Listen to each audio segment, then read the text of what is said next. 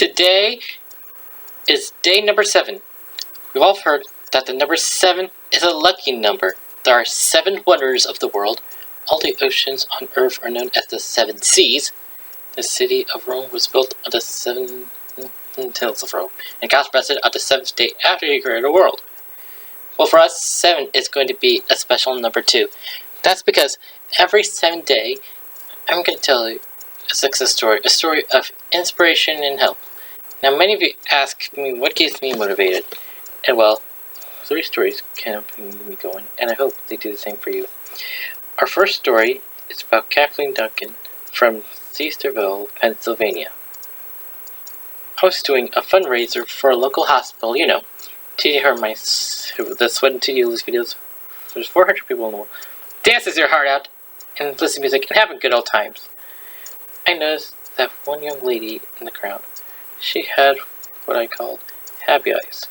Some people smile with their mouths, others smile with their eyes, and Kathleen's eyes were just a chuckle.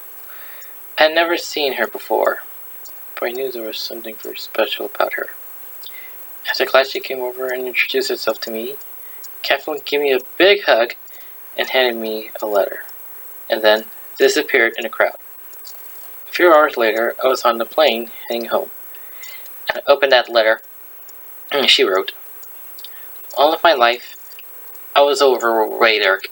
My school years were pretty rough. Some of the kids were downright mean. Just about all of them were skinny and didn't understand how I felt being fat. High school was a lonely time for me. I never went to a prom, never danced in public, and never fit into the pretty clothes everyone else got to wear."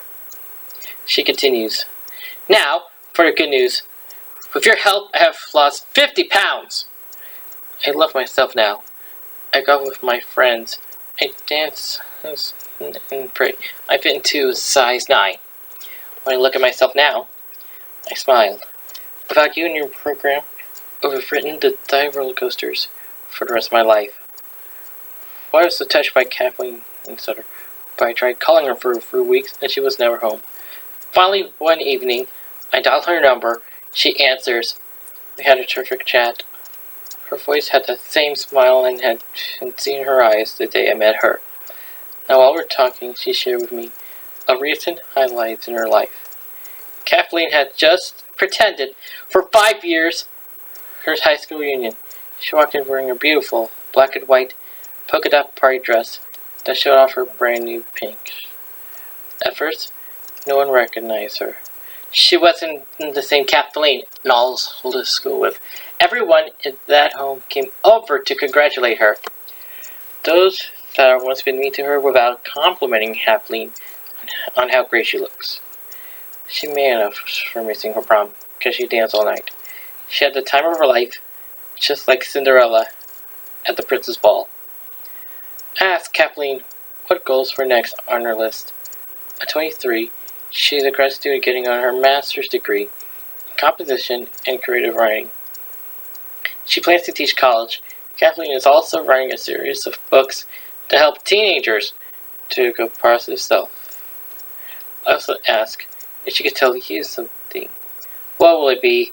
And here's her reply. Keep thinking about the new you. Keep thinking how important you are. Learn to respect yourself. I didn't lose my way for the kids back in high school. I lost it for me. It was my time to do it. Well, just like Kathleen, it's your time to do it too. There's no time like right now to make the commitment to yourself, to lose that weight for yourself. And with encouragement of support, I knew you can do it. I knew you could do it because there are thousands of people out there who have done it. And even though Kathleen doesn't know you, and you don't know Kathleen, she's rooting for you because she's been there first, and knows what it takes. Thank you, Kathleen, for letting me share a story, and thank you for giving us the inspiration we all need to succeed.